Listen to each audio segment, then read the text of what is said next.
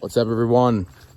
Taylor Henry of 1080 Outdoors, where we specialize in land management and we help you with your real estate. Realtor through new directions.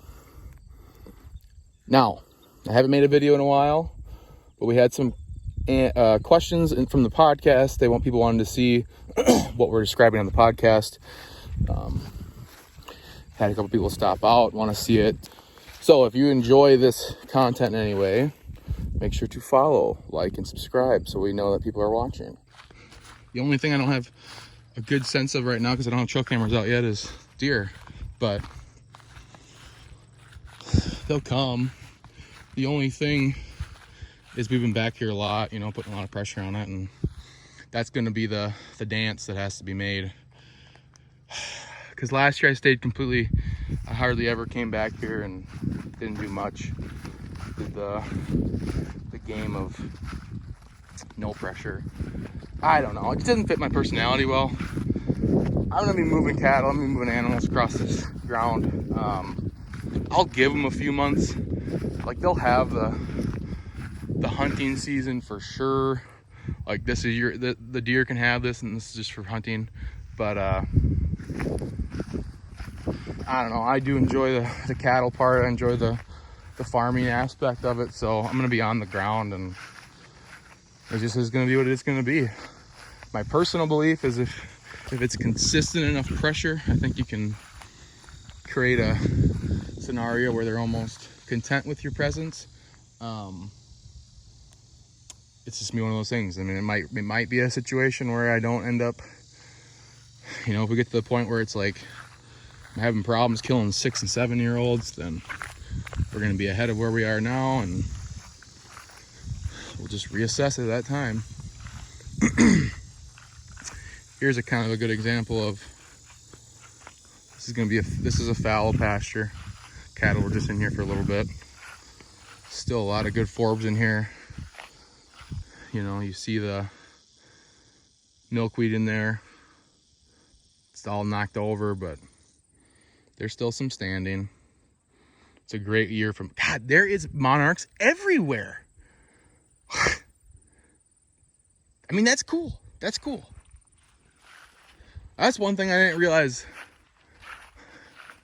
I was going to be so interested in. And when someone asked me that question, like, what's something you didn't expect, is all the other stuff that comes along with it. Managing land, noticing that ditch isn't washed out anymore because we got a good seed bank established, and there's good grass, and making sure that there's grass in these locations, because we have bigger rains this summer in the last 2 weeks than we had all of last year, and I had washouts multiple times in these fields. Well, the other thing I didn't realize would be so important to me is the access system or trail system throughout.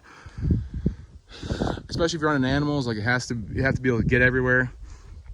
We're doing portable fencing, so it has to be easy to move, and it's easier to have nice mowed trails to put the fencing up on. Well, if you have a big washout and it cuts one of your roads off, that's annoying. That's a pain. And it's as simple as just putting grass there. The thing I got caught up with last year was planting deer food everywhere. Well, the main food plot that I should have killed them on late in the season was up over here, and they didn't get to it till February, so there's too much food, in my opinion. There wasn't a point where I was able to put the pressure on them in a spot that was extremely advantageous to me, and then the right weather conditions strike, because they didn't get to it in time. I didn't get to that point where they had to get, and then once they got to the point where that was it, and they needed that food source, every buck on the farm was there for a solid 3 weeks, and I missed the opportunity by about a week. But so I don't really want food down here. That's why I'm sticking more towards grasses in this area. This clover, I'm not going to manage for clover. I'll let the native grass come back up through. That red clover will die off, reseed itself some. White clover, the same thing. Grasses will probably take this over, I'm assuming, in a couple of years, and I'll let it. It is what it is. Maybe mow it, or it'll get grazed next spring. Didn't get grazed this year, just because I need more grass this year. That's another thing. planted a bunch of clover and handcuffed myself with grazing, because you can't turn cattle out into pure clover stands for very long. There were some spots I did on where I thought I had good grass with it, but they can't handle pure clover stands for an actual diet. They don't do well on it, supposedly. But that's why we're learning, changing. I am happy with what I did last year by kind of observing and sitting back. I have much more intense management this year. I'm mowing way more. Got that old Johnny on the back. And a lot of the mowing is for structure purposes and just being kind of anal about it being aesthetically pleasing to me. If one does not have as much time to do this, it really would not affect the success of the I mean, mowing does facilitate grass growth, so like I'm trying to get good grass in a lot of these areas for pasture reasons. But if you're hunting for just deer hunting purposes, it's not really that necessary, except you mow for structure. And if you want to mow for structure, and if you only wanted to do it, or if you only had enough time to go to your farm one time a year, go rent a brush hog and mow trails in a semblance of a certain way that puts deer movement close to your stands. It's wild. I mean, they follow trails that are like they will elect to walk this edge over in there. They just will, because they're lazy, and like obviously they can run through that area where it's taller. Obviously they can, but if they're moving unpressured, they're going to take the easiest way. And I don't think it's smart to just go straight line to the stand, straight line to the stand, straight line to the stand. Like everything is in a contour, like moving along the land, and then there's just these little pockets that cut up, so then they can get up to the next section and walk along. And there's this slow like zigzag through here, you know. They have, and then everything kind of leads to two options. They either end up out in front of that stand if they're following all the roads, or they end up out in that stand if they're following all the roads. If they're heading to the food, they're going to end up in front of one of those stands. And then those stands just get chosen on the wind. But a lot of that is, I want movement. What I noticed last year is they come up to like this stopper and they work their way back, because they don't go out that, because it's just not set up for them during daytime. And the reason, so one of the reasons I'm doing more grass here is because we're open to the road, open to people. There's more human pressure over here. So I didn't see as much daylight feeding out in these fields last year. Well, and I think this is very related. Most of the feeding happens over there, which I'll explain why in a different video, but a lot of it has to do with they're protected 100%. Like you are not seeing them unless you're letting them know you're there. Whereas here, like a person could be sitting up there and watching them, or someone could see them on the road. They don't go out in this area much. And it works out, the pasture's gonna back up to it. Well, the bucks were all bedding down in here last year.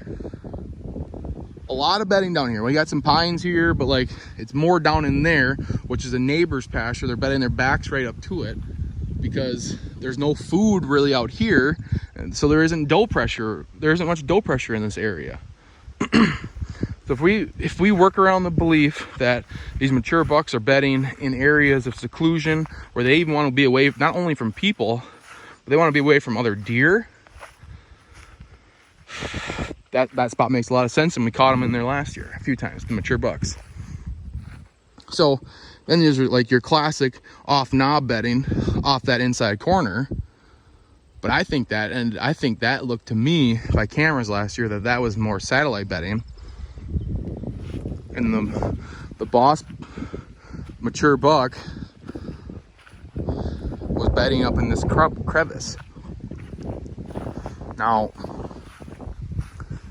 seems odd because he's like backed up to a pasture and like close to buildings and stuff, but I truly believe this. They want to keep an eye on. They're naturally curious.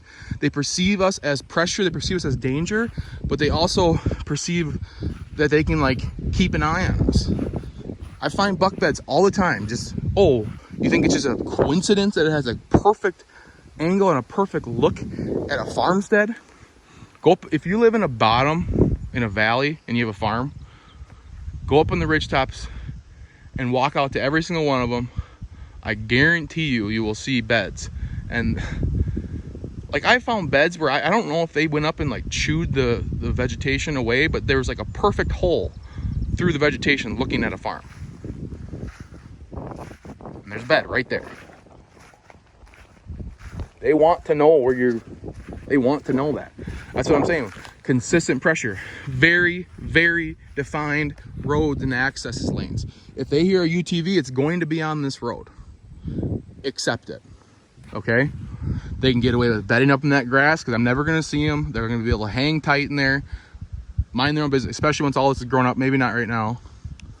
They're going to be fine right down here because they're used to it. If they're choosing to bed there, that means that they've accepted the fact that there's pressure right here.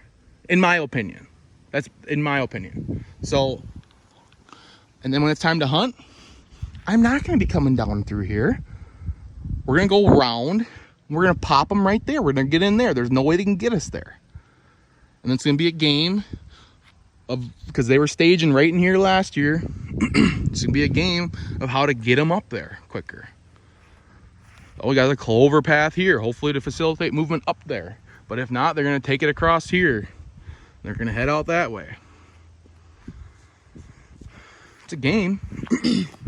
A more aggressive play that I have is a blind right around in there. I can come up that hill, just pop into the blind, maybe do a screening there, and maybe sweeten this spot up for a little kill spot because they are I had proof of them staging right in here last year. I had a better line of cover here. Those are evergreen trees, so I got lucky and kind of assumed that from the scouting, and I planted these trees, and it's going to end up working out perfectly. A solid line of evergreens here will be beautiful. It'll separate this, detach it, and these are oaks.